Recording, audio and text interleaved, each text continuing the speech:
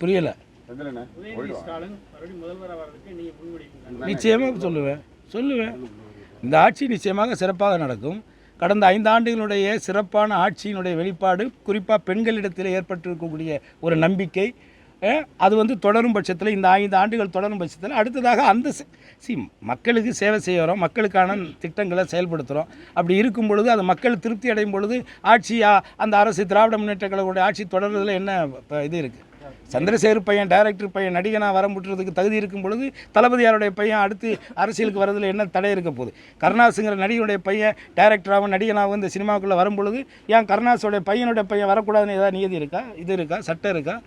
ஒன்றுமே இல்லையே. அது அவங்களுடைய திறமை. காலேஜ் எல்லோரும் வச்சுருக்கிறாங்க. எல்லா காலேஜிலுமே அதிகமாக மாணவர்கள் போய் சேர்றாங்க. தகுதி வாய்ந்த கல்லூரியில் தான் போய் சேர்றாங்க.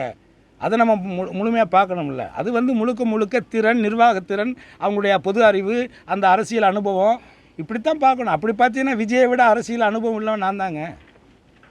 விஜயை விட அரசியல் அனுபவம் உள்ளவன் நான் தான். நீங்கள் என்ன தேர்தலில் போட்டியே போடலை. நான் ஏற்கனவே போட்டி ஜெயிச்சு 5 வருஷம் மக்களுக்கான சேவையை நான் பண்ணியிருக்கேன்.